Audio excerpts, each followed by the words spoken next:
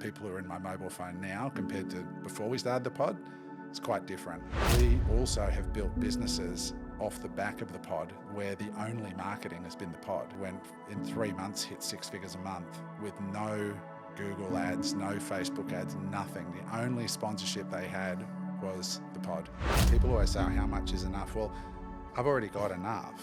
In Australia, you don't need to be a billionaire to have enough. In this country, people always get upset when I say this. You need a minimum of $10 million, in my opinion. In Australia, you can live a good life, but you're not going to be pimping on the harbour in a 100-foot yacht at that point. You're just going to be financially comfortable, especially here in Sydney, right? It's funny because you said at the start, you know, you've had a lot of success in business, but the truth is I've had a lot more failure in business than I've had success. I've only had a few successes, but you only need to have a few, right? It's the old saying, you only need to be right once.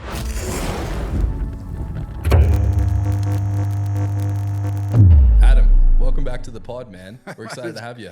Mate, what have you done with this place? It's like a full upgrade. It's so awesome. Good to be here. Yeah, I think we did a bit of a rebrand. It was called the Tiger Table, and I got some advice from different people around YouTube, and we decided that we would redress it and build a new set and kind of take everything to another level because, yeah, sitting in the corner was a little cramped, so we just wanted to kind of open it up a little bit. That feels really cool. Love it. Yeah. And dude, you've been busy, man. So a bit of a background story on how we met was I went to your event, I think it was in 2018, 2019, when you were speaking at Success Resources. Yeah. And you blew me away on stage. I was like, this guy's amazing, like crushing it. Back then you had Reliable Education and you were doing a lot with Amazon and dropshipping.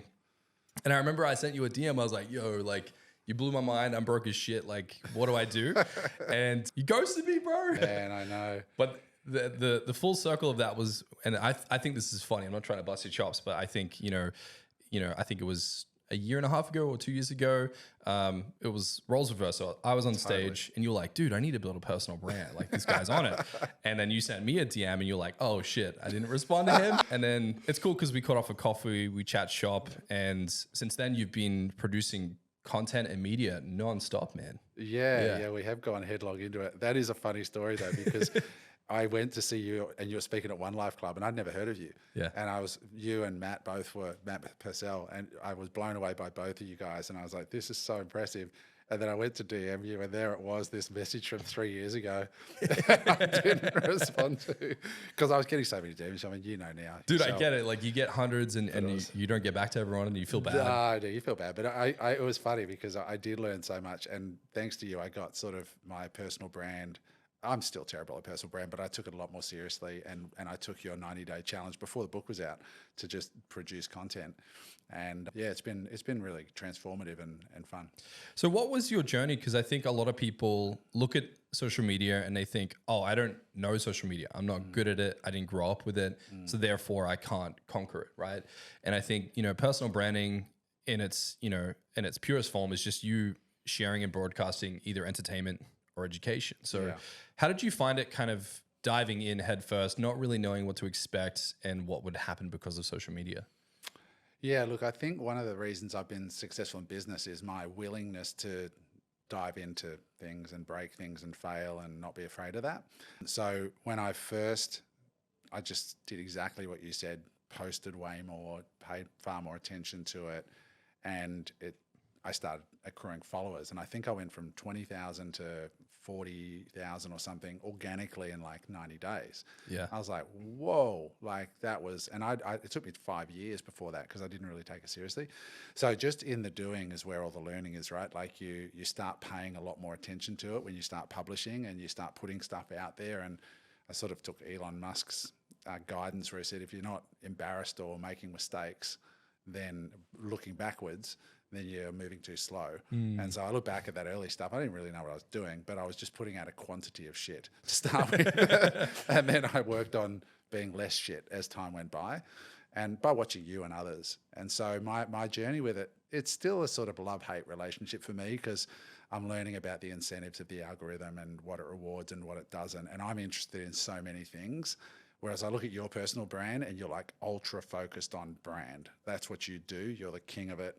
Nobody does it better than you. And I think that's what you really need. I don't know, maybe you could tell me, but I'm interested in so many things that people look at my Instagram and go, what the fuck does this guy actually do? He's got so many interests, you know? Yeah, I think the interesting thing with personal branding is like you can be known for a thing or you can be known as a character. Yeah. You know, so like if you look at someone like Joe Rogan or even Hormozi, like they do so much. Yeah. But it's like we fall in love with who they are, how they speak, how they carry themselves. And it's kind of like you know, we have friends in real life that we don't really know what they do, but we become friends with them. So I think it's kind of the same thing, man.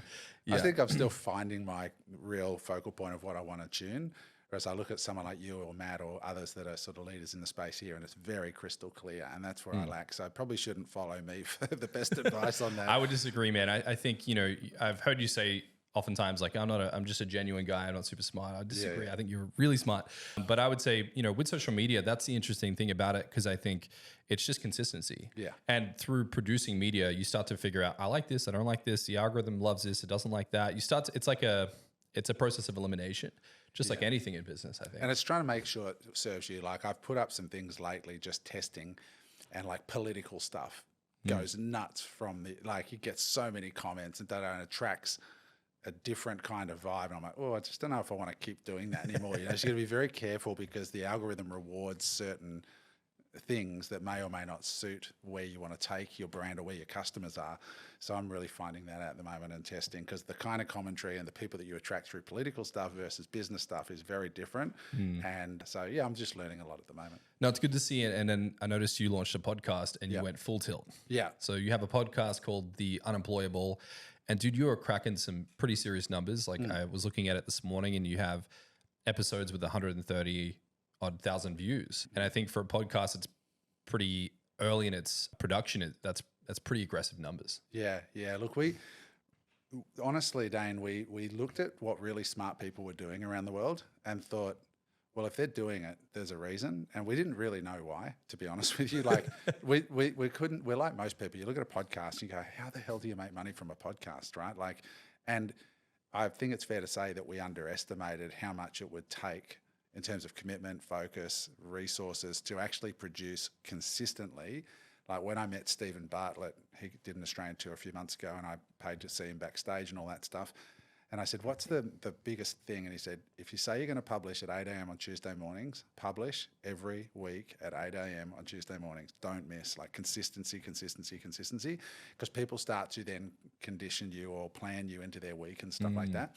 So for us, we publish twice a week, and we spend $250,000 just fitting out a studio.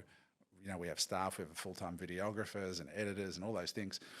And at first we were just like, we don't know how we're going to make money out of this, but really smart people are doing it, so we'll figure it out as we go. And so that's what we did. And the payoff from it has been really interesting and not obvious, right? Like our network has just gone crazy in 9 months. The people who are in my mobile phone now compared to before we started the pod, it's quite different. And the 1 degree of separation from those are some serious players in the world of business, you know. So, and some of them are directly in the phone. So it's really interesting what happens on a network front. But we also have built businesses off the back of the pod where the only marketing has been the pod. Really? You know, like we have Early Bird, which is, you know, when in 3 months hit 6 figures a month with no Google ads, no Facebook ads, nothing. The only sponsorship they had was the pod.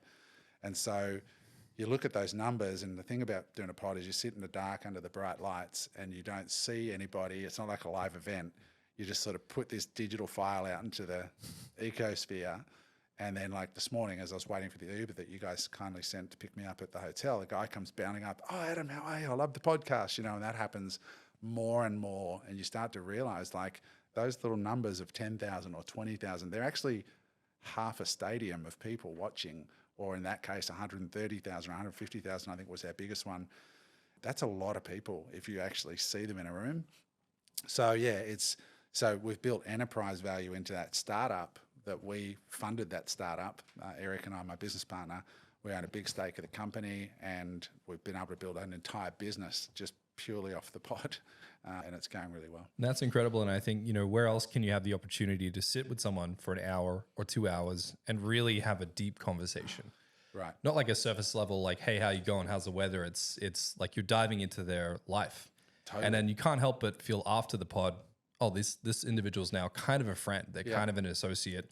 They start texting you, they start DMing you. Then you realize, oh, there's another guest we want to get. This person knows them. See if they can hook me up.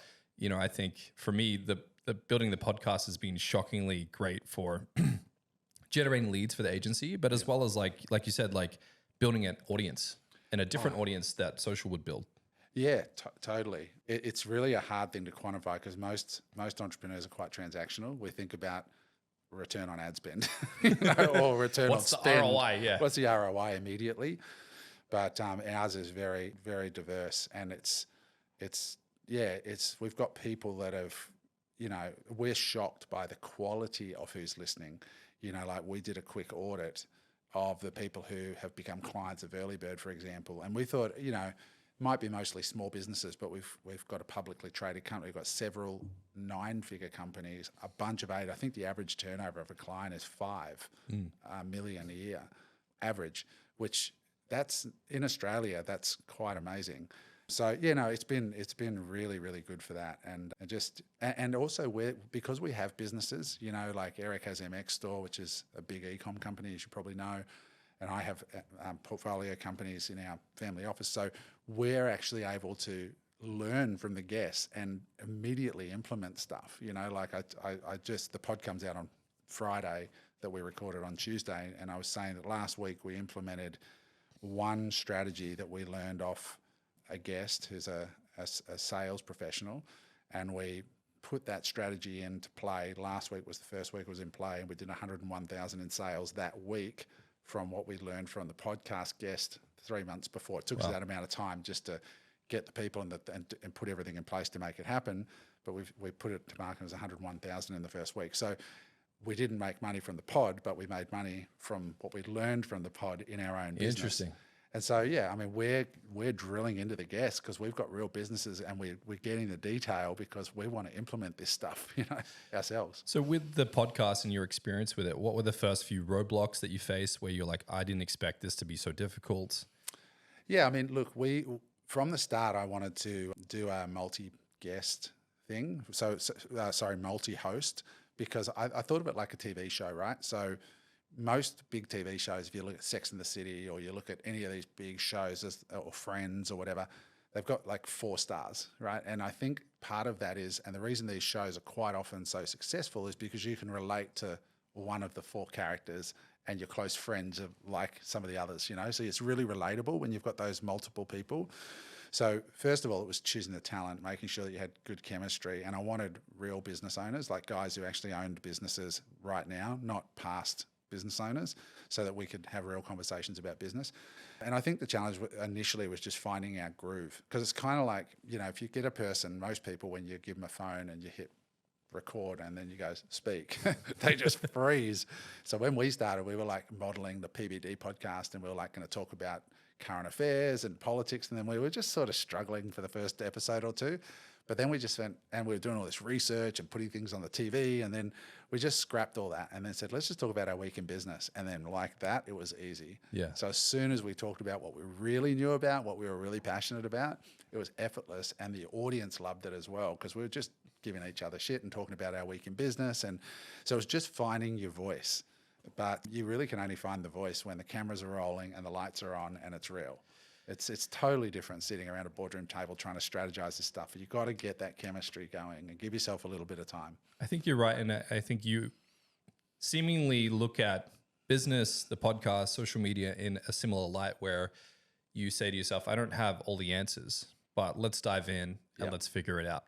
I think a lot of entrepreneurs have a tendency when they're starting a business for the first time, or, trying to become an entrepreneur, they try to have the perfect plan. And I think that your mindset of just diving in and figuring out doesn't seem to be common. Do you think that's nature or nurture to develop that skill? Oh, look, I don't know.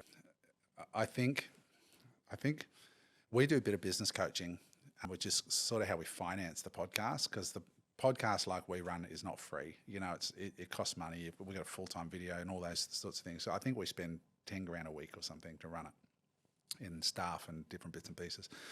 And so through the coaching, we face this a lot, where we see people who are starting businesses or planning to start a business, and we watch them do so much stuff prior to actually going to market and testing their idea. And a good example recently was we had a client who's developing an idea. I can't say what his idea is, but he's worked on this for like 18 months in the background, and he's gone to the University of Queensland and conducted studies and gotten some trademarks and is developing systems. And I'm like, dude, like, you've got a customer, right? You've got one customer. And he goes, yeah. And I said, all right. So, and that customer example, that MVP you produced is like a really high quality MVP. So how are you planning to grow the business? And he said, well, a big part of it is referrals. It has to have referrals or it won't work at this price point. I'm like, all right, so stop everything else you're doing, all this University of Queensland stuff, just stop everything. Go to that one customer, drive this referral system that you think is going to work, and let's find out in 30 days whether or not it actually works. It doesn't have to be perfect. It just has to see if it works. And I said, I don't think it will. I think you're going to have to put your price up substantially and then get paid traffic and do a book to call and have a salesperson sell the thing. But that's what I would do. So, but it's easy to find out. I could be wrong. You could be wrong. We both could be wrong, right? It just might not fly. But instead of, because a lot of times people are delaying the inevitable of actually the moment where they, flick the lights on, hit record and start, Yeah. and therefore they waste time. They need to find out early as possible whether this thing is going to fly or not, and know that most businesses don't. Most businesses fail. And so it's better to find out fast. Better to if you go do boxing classes, get punched in the face in the first lesson and just accept that's what it feels like and that's what's going to happen, and keep going. Yeah, I liken it to over designing a car per se. Like you could design the best frame, the most beautiful interior with the nicest leather and work on the wheels and the rims and everything. But like at some point you got to put fuel in the tank and turn the engine on and see if it works, right?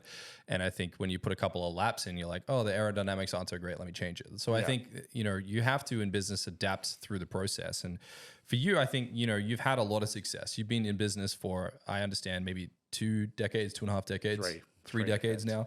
I don't want to disclose your age. You look great. Fine, I'm 50. It's all good. You look healthy, man. You look probably, better than last time I spoke to you. Thank you. Yeah, you look very vibrant.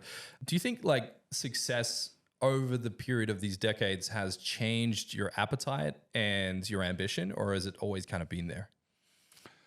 I think my ambition is dropping from when I was younger. So I think when you're younger and you're broker and you're hungrier, it's a good thing. I listened to a great podcast this week with Andrew Wilkinson. He was on Chris Williamson's podcast, Modern Wisdom, and Andrew's a billionaire now. And they were talking about where does this drive come from? And he said, it comes from a chip on your shoulder. He said chips on shoulders equals chips in pocket, right? Right. Eventually. And I think for a lot of times people want to know that the answer to that question is where does drive come from? And it comes from trauma, and some people have a capital T trauma like Elon Musk, and some people have minor trauma like me, and I don't know your full story, but I just wanted to prove my dad wrong because I was brought up in a household where money was really, really tight, and dad was, really tight with money, and I still remember the stand-up fight with my dad where he was giving me a hard time about something, and he said, well, if you don't like it, you make your own money. And I'm like, well, that's exactly what I'm going to do, and I'm going to go ahead and try and make more money than my dad. So that drive came from just having nothing, coming from nothing. And in my model of the world was money solved most of the problems I experienced in my childhood if we just had more money. And that's where I associated, having money to being something I wanted in my life. So that's where the drive comes from. And I think, what was the question in there?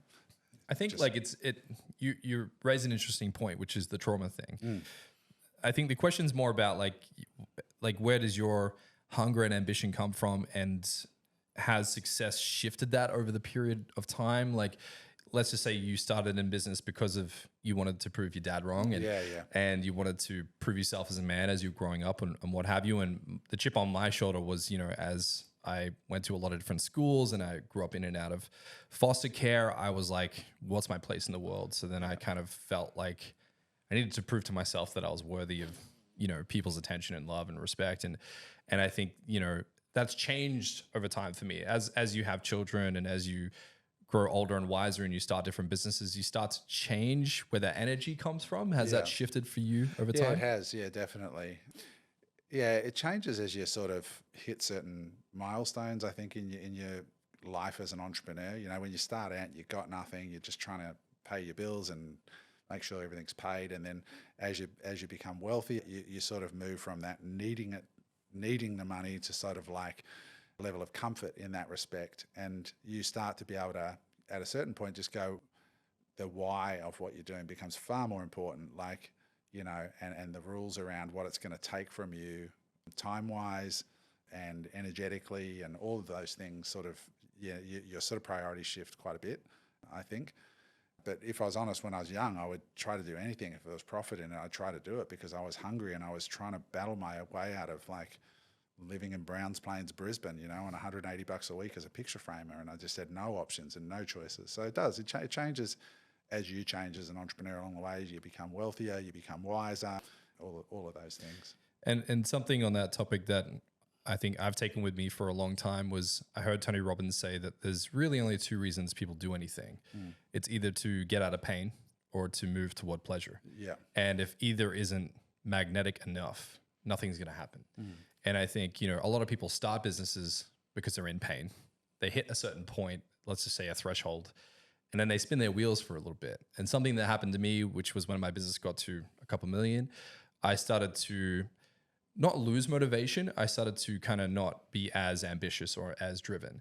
And I went into preservation mode versus growth mode. And my mentor said to me, he's like, you're not in enough pain or you don't have enough that you're in pursuit of. And he's like, you're just trying to protect what you have. Do you think this is something that impacts a lot of business owners, that Definitely. they get to a certain point and they're like, now what? It's definitely impacted me, you know, at times where you hit plateaus. And that's partly why I'm moving overseas next year, or the plan is to move over in You were moving to New York. In New York, yeah. Yeah. And leaving in March next year, because you sort of hit a plateau, especially like I live on the Gold Coast and I love the Gold Coast, but I've been there for a while now, and it's been 10 years since I've been home from the US. I lived in the US for 5 years in Los Angeles, built a company, sold it in the animation space in Hollywood, and moved back to Australia for 10 years. But I'm 50, and a lot of people in my age bracket now, they sort of settle down on the Gold Coast. Their kids are sort of leaving home, and they're just sort of like, now they get into cycling in their Lycra on the weekend and getting their coffee with their mates, and you know, and that's a culture, right? But it's not a culture I'm ready for yet. And so, like I see on the wall here, you got Grant's book, Grant Cardone. Yeah. Grant's like the OG of just like consistently pushing and consistently, like I've had the privilege of getting to know Grant a bit because we toured 3 cities together, and I stay in touch now. And I've been to his place over in Florida, spent time with him and Elena, and he's just like a child. He's consistently interested and learning and surrounding himself with younger people and curious about so many things. And I think it's so important in life to do that. And when I started the pod, I purposely picked guys to be on the panel with me that are mostly 10 years younger than me, because they're sort of at that stage that's just a little bit hungrier still. And I like investing in entrepreneurs that are in their 30 plus, you know, where they're done with the 20s and all the partying and clowning around, and they're ready to go make their money. So I like to invest in people in their early 30s, mid 30s, just where they're starting to go, shit, if I'm going to have a family, I've got to get, so their why is strong. It's really important to keep raising the bar and keeping very close eye on who you're spending your time with and where your brain is spending time, and setting new goals and new ambitions. And that's why I'm going to New York, because I want to be around. I want to be the dumbest guy in the room. I want to be the smallest thinker, the smallest player again. I'm actually quietly really excited about it, you know. It's a big move, I think, to move cities and to kind of reinvent your life per se. And I think oftentimes in life, you know, you were talking about Grant Cardone, and a quote that comes to mind for him is, you know, if you have a rose with a full bloom on it, would you stop watering it? Right. And, you know, as someone myself, I've listened to a lot of his material, read his books, haven't had the privilege of meeting him. I talked to him on Clubhouse one time, but he definitely seems to be the type of person who's like, what's next? What else can I conquer? And yeah, totally. I mean, and that's what it's about. I mean, people always say, how much is enough? Well, I've already got enough, right? Like in Australia, you don't need that much. You don't need to be at Grant's level. You know, you don't need to be a billionaire to have enough. In this country, you know, people always get upset when I say this, but I say to people, you need a minimum of $10 million, in my opinion. And not many people will put a number out there, but I will, because it's math, right? Like you look at $10 million and you invest it at 6 or 7%, and then you pay tax, it's 4% return. You got 400 grand on $10 million. In Australia, you can live a good life, but you're not going to be pimping on the harbour in a 100-foot yacht at that point. You're just going to be financially comfortable, especially here in Sydney, right? So, and that's only $10 million. That's $10 million, which to most people sounds like a lot of money. But you go to $20 million, I think Simon Beard said the same thing. At $20 million, you really can have a very, very good life. Invested outside of your house, I'm talking about like invested capital. So if you're an entrepreneur listening to this and you live in this country in this day and age and this time, getting to $20 million investable assets is not at all out of the question in my mind. I mean, I've had young people. I had a young lady here from Sydney at our podcast. She came in. She owns a company called TBH Skincare. She went to 10 million in revenue in 3 years, and then merged with another company, York Street Brands. They're called now. They're doing 24 million or something a year, and she's 27 years old. Yeah. Right. Like it's super doable. So once you hit those points, I'm an old guy compared to you. Like if you've been working for 30 years in entrepreneurship and you haven't got there by 50, I think you need to look at what you're doing. You need to get around better mentors. So for you, like back to the Tony Robbins thing, do you think the move to New York is a pain thing or a pleasure thing? Like which one? Totally pleasure. Yeah. Yeah. I've always wanted to live in the city, but I've said to my wife and I, like, we've had all the big houses and, fancy cars and all that stuff. And I just turned to my wife 6 months ago and said, when are we happiest? And she's like, I'm happiest when I'm traveling with you and when I'm experiencing a new place and a new city. And that's when we're most alive. Wow. And we live in an apartment right now and we're considering living in a smaller one, right? Like because we've got a big apartment, and we're just like not interested in big places and think we're interested in like rocking up in New York City and discovering that cafe around the corner that makes this amazing, pastry or whatever it is, and being alive and meeting new people. And I never felt more alive than when I packed my bags and moved to Los Angeles in 2011, 2012. 2011, we rocked up. I got off the plane. We had 4 suitcases. We bought a car the next day. We stayed in an Airbnb for a week. We had to go and open bank accounts and start a company. And it's just like travel and those types of things brings you alive. Like you guys just got back from an epic trip in Bolivia, wasn't it? Yeah, we went to Uyuni in Bolivia as well as Santa Cruz and La Paz. Yeah. So I followed it on social, it looked amazing. But when you travel, everything's new. So when you're living in Sydney or wherever you are, you come to the gym, you go to the gym, you go to the office, you got the same. And there's a big part of you that actually goes to sleep, because you know the routine, you know where you're going, you're just tuned out. When you travel, everything's on high alert again. You come alive, literally, because you don't know what's around that corner. You're experiencing life on a high. I want to live in that place. And so I'm trying to set my life up more and more now so that we might have a little bolt hole here in Australia, but we'll probably only spend 3 months a year here, and then maybe 6 months in the US and maybe 6 months in the south of France or something, 3 months in the south of France or something, but something where we're experiencing life, because it goes so quick. So I just think, that's one of the greatest things about entrepreneurship, is setting your life up in a way that serves you, because after a certain point, you're not doing it for the money, unless you've got a drug habit or a boat habit. Or both, yeah. Yeah, or both, for in Sydney. I'm sure there's a few people with both of those habits here, but if you're not in that category and you're fairly simple, I'm a fairly simple person. I like to wear comfortable clothes, I wear the same things most days. Once you've got those big rocks sorted in your life, it really becomes about freedom and experiences, and it doesn't become about another Rolls Royce or any of that stuff So with your mindset that got you to this position, because I think multiple people will be listening to this, other people that are like, yep, I'm on my way. These things are happening for me too. This is exciting. There might be other people that are like, yo, that sounds like a dream, having my own apartment and having security. How would you define success in your personal life and in business that has allowed you to do all of this? How would I define success? That's a really good question. I mean, when you first say that, I think many years ago I was in a Tony Robbins seminar and he said, success is being able to do what you want, when you want, with whom you want, as much as you want, along those lines. And I think that's a pretty good definition.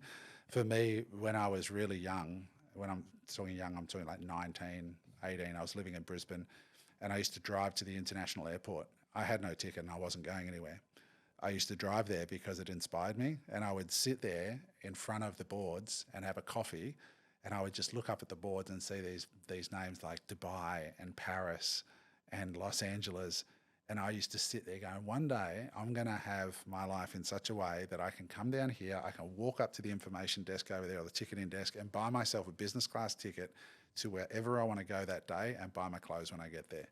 That to me was like the ultimate form of success. You could, I wanted a Porsche and I wanted a few other things, right?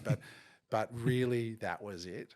And That's like your pleasure anchor, right? Like what Tony was talking about. Yeah, like we're dead in a minute, right? Like there's nothing like that. A couple of years ago, I got married a year and a half ago. And with that, I have a stepson, Josh. I call him my son, but he's 25. And he hadn't traveled much at all. And I was able to take him and my wife, his mum, on a trip of a lifetime. And we went to the Middle East and we went to Dubai, but then we went out to the desert in Abu Dhabi and to the Anantara Resort, which is like an hour and a half just straight into the desert. And there's just nothing except fuel stations every 30 minutes. And then this resort, it's biblical. It's a remarkable resort. A very wealthy friend of mine said, you've got to go to this resort.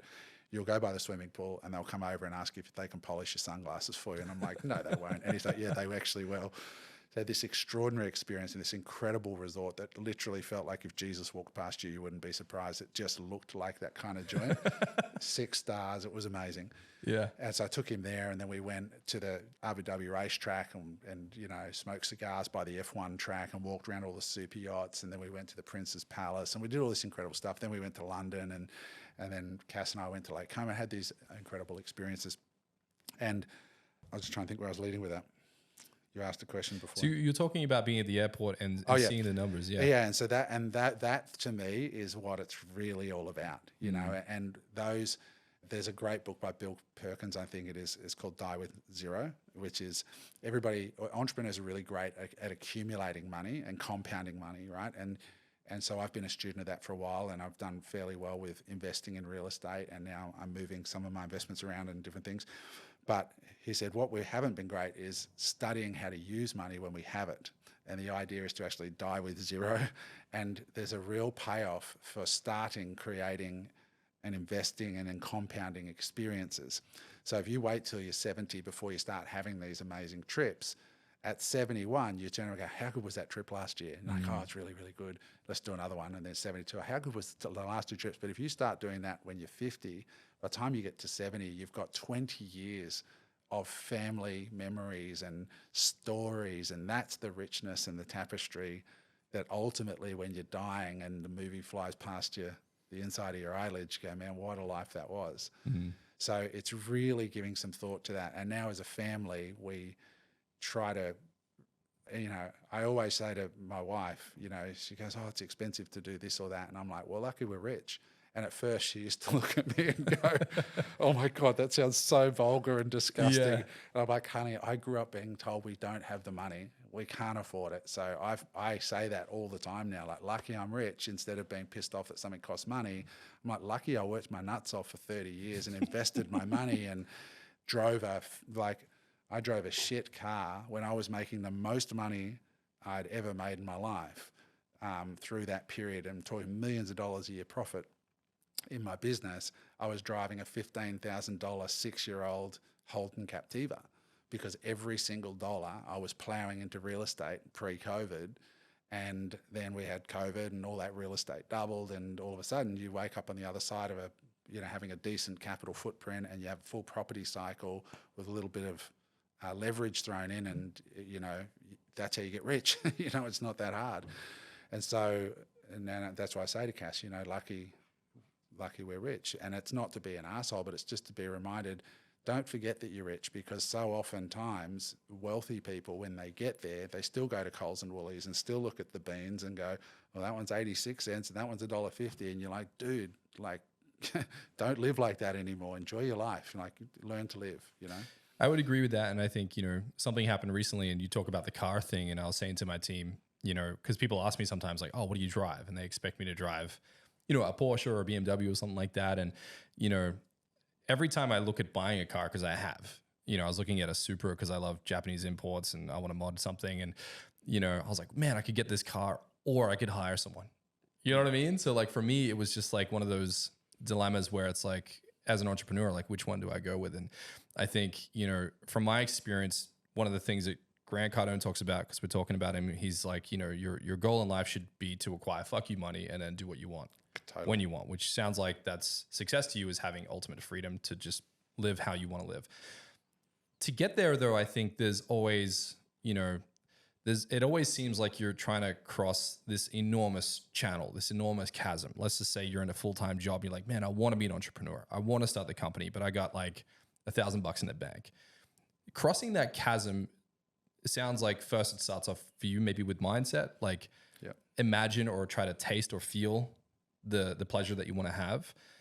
What's then the first few steps from your advice that someone should start to take to go, okay, I'm going to start trying to cross the chasm. I've got the mindset now, when you, like you said, it's like, lucky we're rich. You're trying to change your perspective. Change your mindset, yeah. And, that it's not always easy for people to do, but how can they start to live that out and then build that success that they want to have?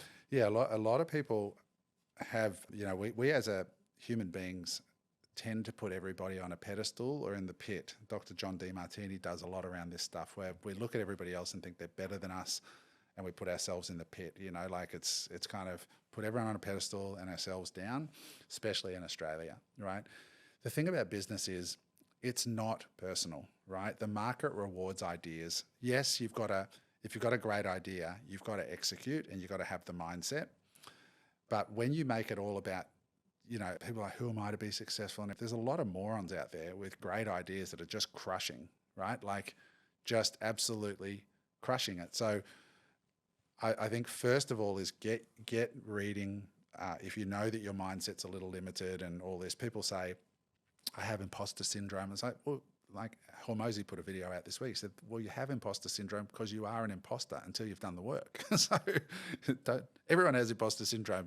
Everybody is an imposter until they have the money. Just focus on the work, but realize that it's idea and execution, and that's it. It's not, there's no success fairy that chooses one person over another person. It's just people who have really sat down and solved a real problem. And if you can find a product or a service that you solve a real problem and then you start, then you'll dial in after that what works. But the thing about business is that it's the only place where there are alpha returns. Like if you go and it's possible to hit a ball and do 1,000 runs instead of just one, like one. That's what's so amazing about business. It's the world of the infinite. It's the world of possibility. Like I said on our podcast last week, when I actually said it here about the $100,000 idea that we just put into play and made $100,000 in a week in one of our companies. If you're in a job, you can't do that. Like you'll make $100,000 maybe for the company, but it's not going to come to you. When you're in your own business, one idea, one thing that you learn, one little unlock can massively increase your wealth. You think about that $100,000 last week. Now think about that was one person that we put on that, but we have capacity to put 10 people on that, right? That's potentially $1 million a week, so to speak, So I think just get you out of the way of being the issue. People sort of attach a business success to their own self-worth. But it is possible for a business to be successful, even if you yourself are a loser, like because you've got some idea that's just so red hot that people want that it's almost, and that's it. There's so much of it is around the idea, and then quickly you'll start to adapt into that. So it's not always just people with this supreme confidence become successful. It's not. So when, like you were talking just now about people attaching their identity to their enterprise. And, I've had friends where they've sold an enterprise and then all of a sudden they're like, who am I now? Mm-hmm. Have you found a way to kind of keep yourself separated from the businesses that you've created, whether they've succeeded or failed? How do you kind of manage not being too attached identity wise? That's a hard one. It's actually become easier with age. Like as I get older, I just give a shit about a lot less. When you're young, it's like that book, The Subtle Art of Not Giving a Fuck, right? Where he says, you're born into this world with only so many fucks to give. And the trick is learning what and who to give a fuck about.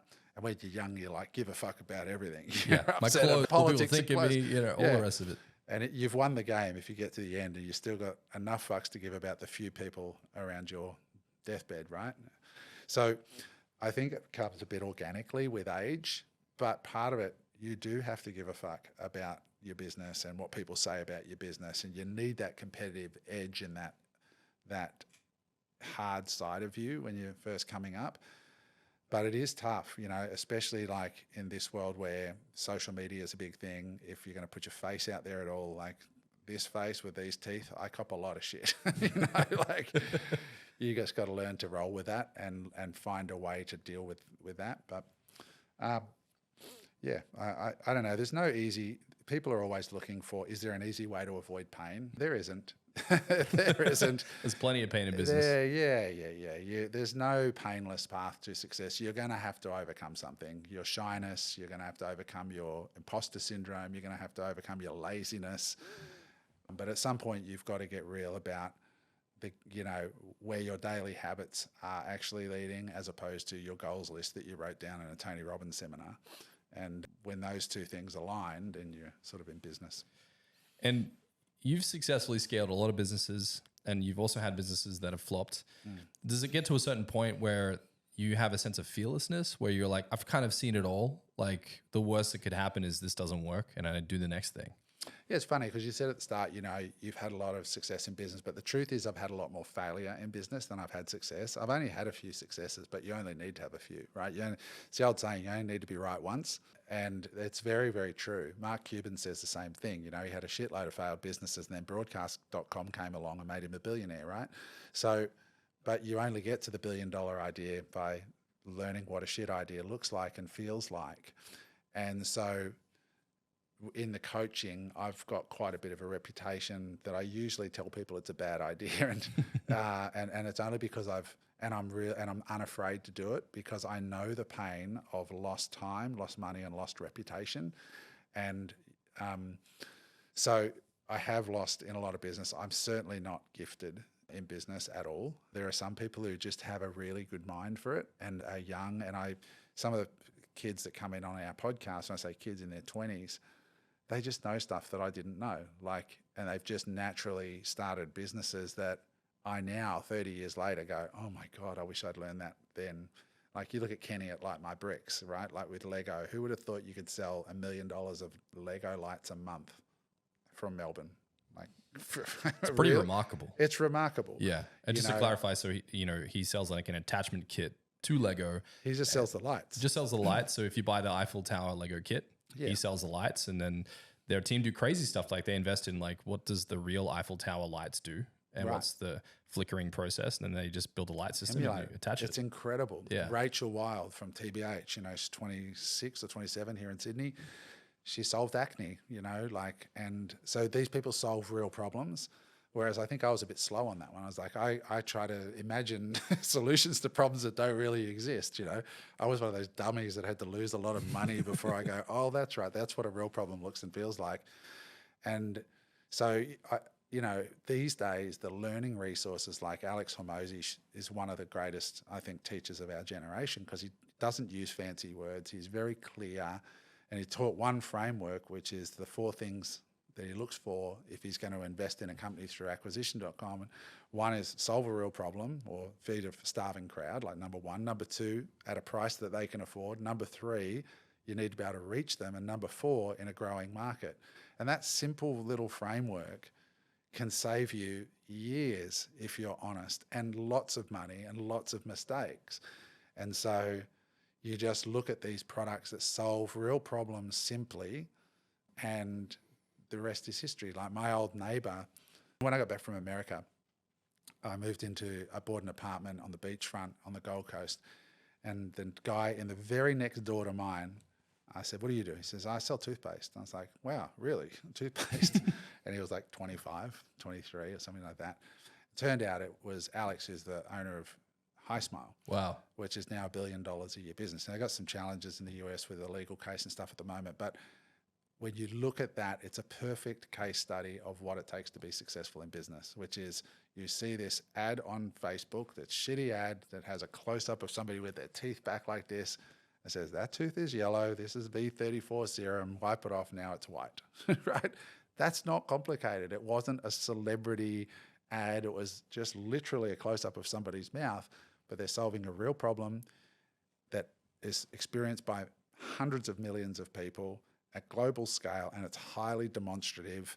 You can show it. So the world today, for entrepreneurs listening to this, people say, why are you so excited for entrepreneurs now? It's because 10 years ago, online business was about buying ads and traffic and different things, and it was a different world. But today, you could live in Sydney, you could live in Tasmania, you could find one product like a V34 high smile type thing, and you can, if it's visual and it's highly demonstrative, there's really only 4 or 5 channels that you need to market through to reach the entire world. There's Meta, there's TikTok, there's Google, maybe LinkedIn, maybe X. There's just like 5 channels that control your access to the planet. And you don't need to sell 1,000 things or 10,000 things. You can sell 3 things and hit that $20 million net worth goal I talked about and have the rest of your life like a rock star just by learning to solve a real problem on a simple product that you can sell to the world. And I like how you articulated Hormozi's 4 steps, because I think, oftentimes we meet business owners and they think their idea is grandiose. And I think we have to be honest with ourselves as entrepreneurs and be like, is this a good idea? And going through those 4 steps and trying to rinse out what we're trying to do, it might really be being non-emotional, like being really observant. When I teach this, I show that Scrub Daddy sponge that was on Shark Tank in the US. And I was recently running a class and I put still clips of the faces of the judges at various points of the 90-second demo. If you haven't seen it, go to YouTube, put in Scrub Daddy Shark Tank pitch.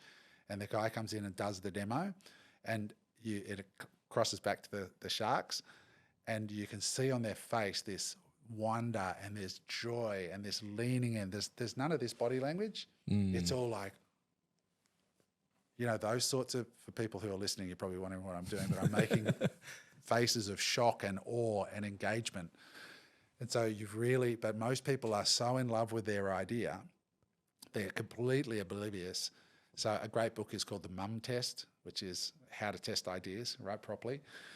And if you can just find that product, just be patient enough for the product or service where people are literally leaning over the desk saying, look, I don't care that it's not ready, just give it to me. So the product we're launching in the US next year, it's exactly that. Every person we tell about it, they're just like, holy shit, when is this stuff available? Like, I need this now, right? And it's not inauthentic or trying to make me feel good. It's like, mate, you got to get this to me as soon as that's what you need. And I'm not a genius. I'm just smart enough to wait and to observe. And I didn't even invent the product. It's just, I found it through a poker game, and just a long story. I'll tell it later, but it's not to do with poker, but you've just got to be patient enough and calm enough and observant enough to just pay attention to what people are struggling with. And then regarding, the idea, let's say we've got a concept, we're rolling it out, it's doing well. How do you sustain momentum and motivation throughout the journey? Because I imagine, like myself, motivation comes and goes. Mm-hmm. There's days where you want to do it, days where you don't want to do it. Do you have any methods or things that you reach into when you're in those moments of, man, I don't feel like doing this today? Your shit list is a really good one. So Patrick Bet-David has a great book called Choose Your Enemies Wisely.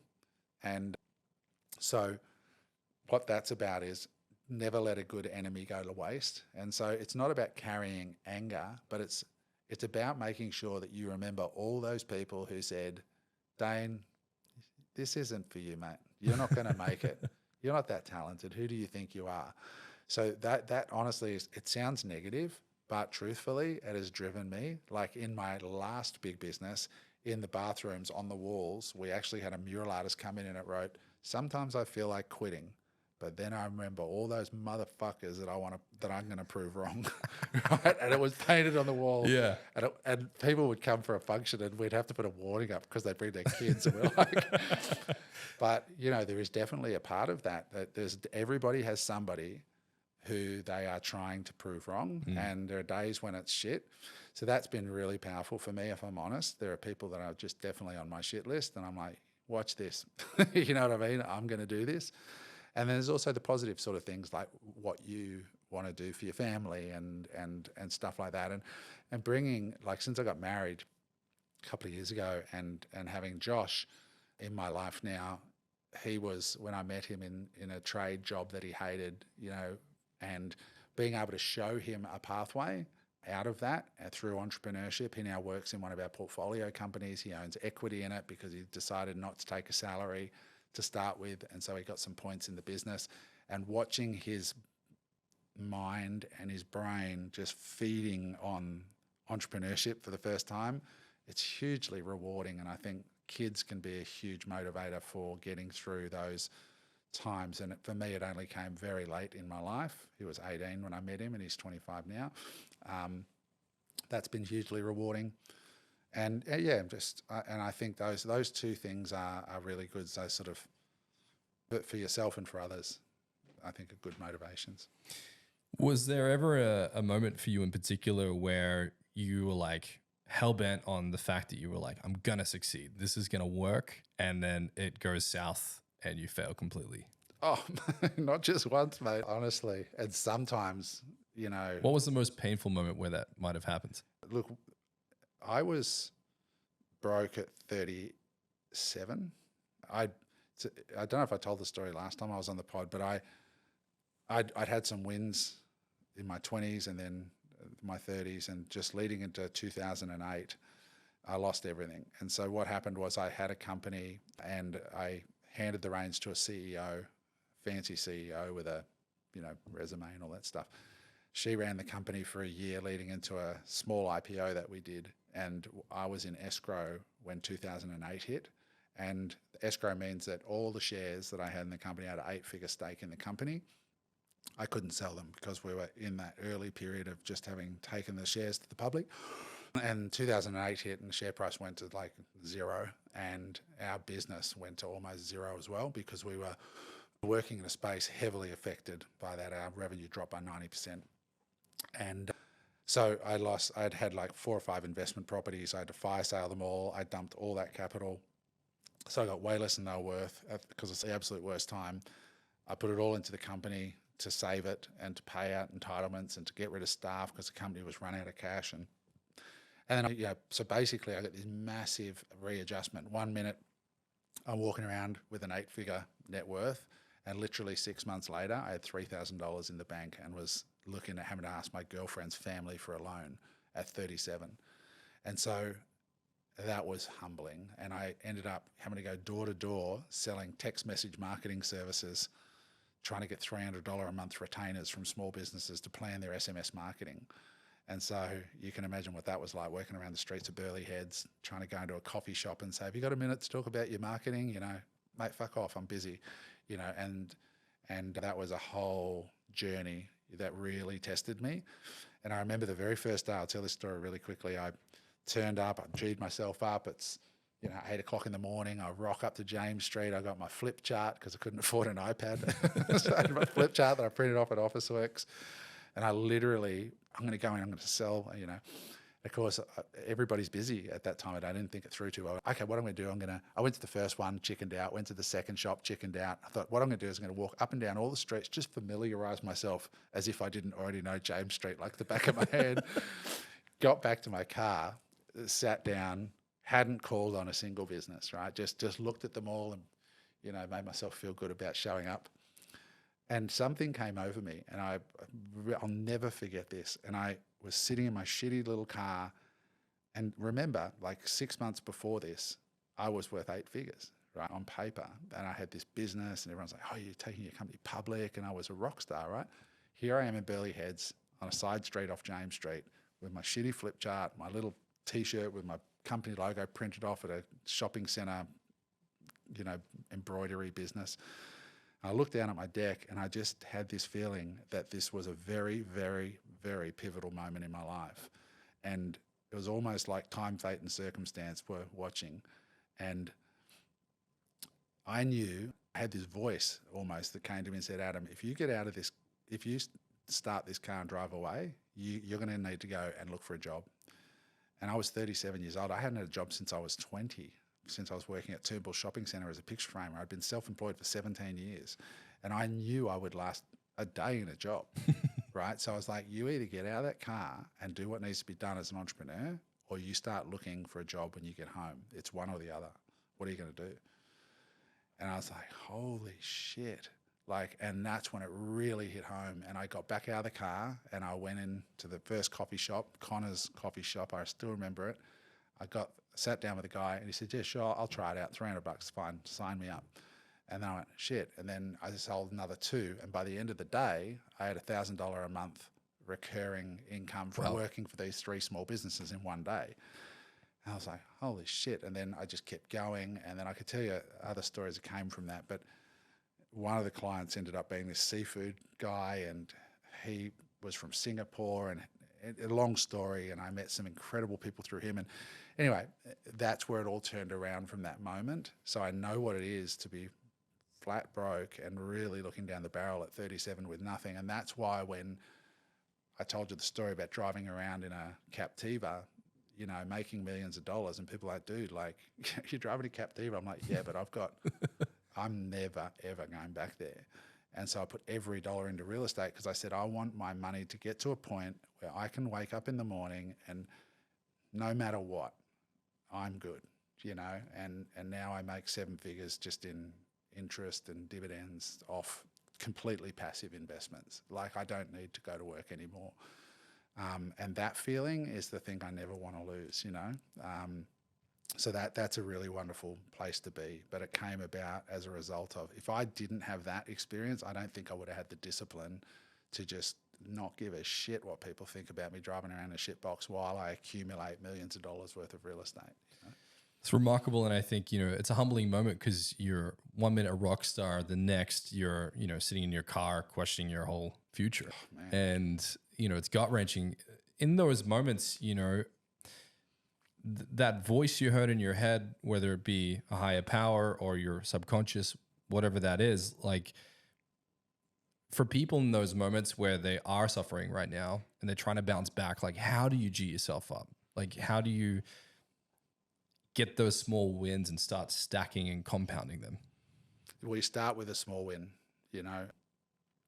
My small win was just getting one person to say yes to letting me come in once a month and plan their SMS marketing messages for them for $300. I would come in, I'd help them build a list. So I'd say, hey, I'll give you these flyers to put on your counter. Hey, put your name and number on there, and we're going to draw out a free lunch once a month for our VIPs. And then, of course, we'd send 2 text messages a month saying, hey, the coffee shop's quiet. If you come down now, I'll give you 30% off, whatever. So it was just starting with a small win, because when you're there in the cave and, you know, you're looking out and there's a tiny ray of light at the top, it's too much in one leap. So you just look to your feet and say, what's the next step up and the next step up? And you've got to compound those wins. And a lot of people, a great place to start is with what you can control. And what you can control when it all goes to shit is what you put in your mouth and what you put in your head. And what you do with your body. So look at your diet. Look at if you're drinking, stop drinking. If you're doing drugs, stop doing drugs. If you're watching the news, stop that shit immediately. Start listening to podcasts. Start compounding those wins, because every positive thing that you do, read a book called Atomic Habits and put on your fridge the 5 habits that you want to put in place that can turn. So no sugar, for example. Go to bed at 9 o'clock every night. That's another little win. So you write a little chart, you stick it on the fridge, and you just tick at the end of the day that you did it, because it's very important, the tick, because that's the only reward that you're going to get when you've got nothing, right? So that little tick, when they start to visually stack up on the fridge, you don't want to break the run, right? Or in your diary or somebody. I like the fridge because you see it and it's public, you know, in the house, right? So start, every one of those ticks is a vote for the future self. And if you don't have the motivation still, just do the Tony Robbins exercise of casting forward what will happen if you do not change the trajectory of your life, and get yourself to fully engage with the pain. For me, it was like I was sitting in that car going, you're going to be an employee. I would rather shoot myself in the face than build somebody else's dreams. Yeah. Like, I just couldn't do it. Yeah. I'm an entrepreneur. Waking up, it's the old saying, if you don't build your own dreams, somebody's going to pay you to build theirs. Fuck that. I am not that. So I'm going to get up every day, and I want to be able to go to the airport. I want to one day have a beautiful wife and say, honey, where do you want to go today? And let's go to, you know, some of the experiences we've had. I've had those in my head for years, like going to Lake Como and sitting down at Villa d'Este and having Larry David sit to my right and another movie star to my left. That actually happened. You know, I'm sitting there just going, oh my God, I'm a kid from Browns Plains. How did this happen? But I was not going to live a life where I didn't at least give it a really dead set shake. So start with those small things that you can control. Read Atomic Habits and start stacking those small wins, and then you'll start to feel confidence. And the way it works is, it's if you look at it from a biblical point of view, it says you take a step towards God and God will take a step towards you. But it's you that takes the first step, not God. That's how it works. So you take that first step of good action, the universe will come back and say, Dane, that's it, come. And then you take another step, you go, Dane, here's some more energy. Take another step, Dane, here's another resource. And eventually, time, fate, and circumstance will capitulate and go, this fucker's not going anywhere. We just got to give it to him. but it's going to take you to prove it through consistency and so on. But start small and just keep going. In that moment where, you know, I'm not going to call it rock bottom because it's probably not, but like, you know, where you had altitude and then you're right back at bedrock. And what did you learn about yourself in those moments? And there's a great quote I love from Jim Rohn, and it's, if your greatest failures held a seminar, what would you learn about yourself? Yeah, it was rock bottom. I think that time for me, I remember where I lived and all of that stuff. But what I learned, I think, first and foremost, is that I am an entrepreneur. Dyed in the wool. It's me. It's just what I am. You know, I'm so that, and I also resilient, far more resilient than I thought. And I think every person that I ever speak to, if you talk to anybody and you unpack their story like this, who's successful, they've got similar pain somewhere. I don't know where it is, and most people probably don't know about it, but they will tell you that they wouldn't change that, because those painful moments and the ability to just get back up and keep going, that's what separates people. Because everybody, I don't care who you are, at some level you're going to get a kick in the nuts really, really hard at some point, whether it's personally in your family life, in your health, in your business, the ability to just get back up. And my one superpower is the ability to keep going and get back up through the hardest things. And I know that about myself. If I lost it again now, I'd be devastated, but I would get it back. Yeah. You know, I would just keep going, you know. Colonel Sanders style, you know, what was he, 68 when he started KFC? Yeah, and that's a really good point, Dane. You know, like, there's a lot of listeners here that might be over 50 and still struggling, but everyone's on their timeline. You know, like if you look at Obama, he left office, I think, at 52 or something, and Donald Trump didn't get in until 74. So everybody's on that their video timeline. where Obama's like saying to Donald Trump, "You'll never be president," Right. and then fast forward, it's almost like Trump was like, that was in his shit bag, where he's like, I'm gonna show you. Everybody's got their own timeline for their thing, you know, and some people don't make it till they're 50, other people make it they're 20, you know, so it just doesn't matter. One of your quotes is that people are completely screwed up by other people's fears, projections, and limiting beliefs. They take them on as their own, and their lives turn to custard. Well, I can't even remember when I might have said that, but So how do you feel people construct limiting beliefs over themselves, and how do we start to identify them? And Bedros talked about this a little bit, and it's something you talk about as well, which is, you know, we have these beliefs that we carry with us. Are they serving us or are they hurting us? yeah, we do. And that's why Tony's work, his earliest work, Unlimited Power and Awaken the Giant Within, those two first books he wrote, was a lot about belief examination and reconstruction. right? It talks about them being like tables, and they're held up by references that may or may not be true. Hormozi again says, you know, people want you to be successful until you start becoming successful, and then they don't want to know you. Yeah. Right? Because people feel great when you're first starting out. You want to be successful, but you're not, because it supports them.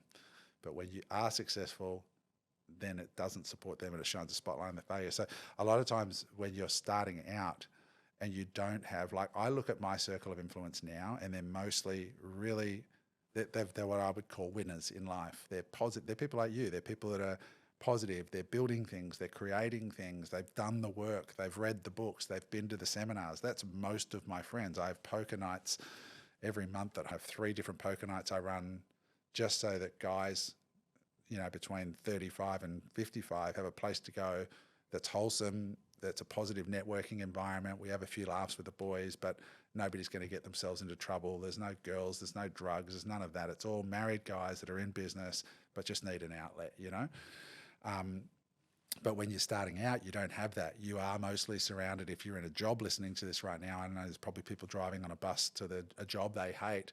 Most of the people there are programmed. It's like putting your kids into a school where people go, I put my kids into private school rather than public school, because the perception is that, you know, the people who can afford to pay for their kids have put a better programming into those kids, and my kids are hanging out with them. It's not so much the education, it's who you're going to be hanging out with and the networks. But it's the same as adults. So when you're starting out, you're probably surrounded by people that don't have an abundance mindset, they look at you weird if you're on a bus and you're listening to a podcast like this. But as you sort of navigate your way through life and you age and you start zoning the people out that aren't on your path and drawing in those that are, it gets easier. So you've got to be really, really vigilant when you're first starting out about protecting your mindset and protecting who's around you and speaking into your life, because it's very rare to find people that will speak positively and say, Dane, you're too good for this. Dane, you can do better than this. Dane, I believe in you. And one of the hacks I've done along the way is I've tried to be the person when I had nothing that would always speak into other people's lives positively, because it was a filtering mechanism, and it also sent the message, don't give me your shit because I'm not open to hear it. And as a result, I elevated really quickly with who I attracted, because I'd constantly say to somebody, I'd be that crazy guy that would say, that looks really good on you, or you're really good at this, well done, or, you know, whatever. It's interesting you say that, because I think what happens is, you know, negative people and positive people are like oil and water. Totally. And if you have negative people around you and you're having those negative conversations with them and you're entertaining whatever they're talking about, then it's essentially feeding their energy. But if you're the type of person who's just constantly flipping it to a positive, very quickly those people seem to be repelled from your life. I love it. Yeah. I just love seeing it, you know, like it's fun. It's fun. They disappear. Something I stole from Tai Lopez many years ago, to your point, which you were talking about, which was, okay, you're surrounded by not many people that are thinking entrepreneurially. I kind of joke, it's like GTA, you're surrounded by NPCs saying the same thing. You know, he has a theory called invisible mentors. If you don't have a mentor or you can't afford one, get invisible mentors. And what I used to do was I would drive my car to work or whatever, and I would listen to an audio tape of Grant Cardone or Tony Robbins, and I would imagine that they were in the passenger seat speaking directly to me, versus listening to it like, oh, here's a Tony Robbins audio tape, he's talking to an audience. I really tried to take the advice on personally. When it comes to limiting beliefs and how that impacts your success and life, and when you're analyzing what these might be, what are some things that you've carried with you that have been some of the best limiting beliefs that you've flipped that have served you? Yeah, that's an interesting question. Some of the best limiting beliefs that I've flipped. I think one of the biggest ones for me was always that when I was younger, I sort of always thought I had to be somewhere else or from a different background to what I was. Do you know what I mean? I always sort of externalized. Like, I'm not from Browns Plains, I'm this other character. Yeah. Well, you know, who's ever made it from Browns Plains? When I pick up the BRW Rich List, when I was young, that's how you sort of saw rich people. You would pick up the BRW Rich List or the Young Rich List, and you'd read about these guys in Sydney that have started hedge funds, or somebody started a tech company, and I'm like, oh my God, but I'm reading it in a fucking mini in Brown's Plains.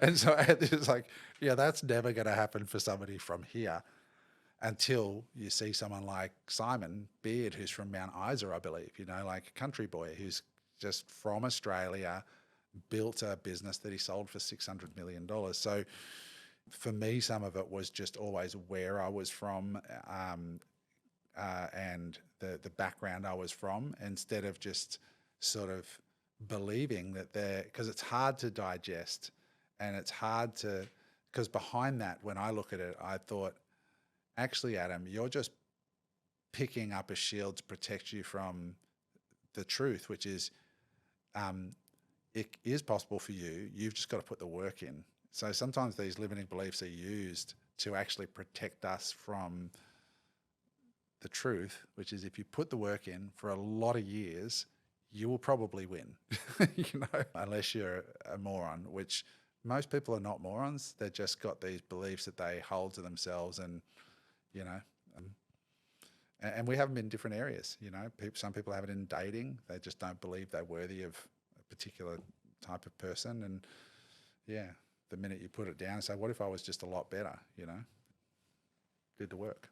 And there's a quote that comes to mind, which is, I think, Warren Buffett, and he says that if you're born poor, it's not your fault, but if you die poor, it is. And if you live in the West. Yeah, yes, I agree wholeheartedly. I got to see it firsthand in Bolivia, and it's no amount of Tony Robbins books is going to get you out of poverty in Indonesia, for example. No, that's a good point, because I think, if you are living in a Western country and you are able to access the internet and you don't have a government that's corrupt, and you can, get away with a bit more freedom in life, I think, it's being grateful for that and leveraging that as much as we can. For you personally, with everything that you're doing, the personal brand, the podcast, you moving to New York and building this new business, how do you want to be remembered? Oh, wow. It's interesting because I just turned 50 in March, and my wife organized a book for me where she got 95 people to write a page or two of their sort of experience with me, what I meant to them. It was humbling, to say the least, that first 95 people would take the time to actually write something thoughtful and meaningful. But I think what became evident when I read through, I haven't read them all yet because I quite often find it difficult to read because it's pretty full on, but is the one thing people always say is you don't realize how, and I'm just trying to think maybe where I learned it, but I've always tried to be that voice of encouragement and belief in somebody's life. And sometimes it'll be in the most,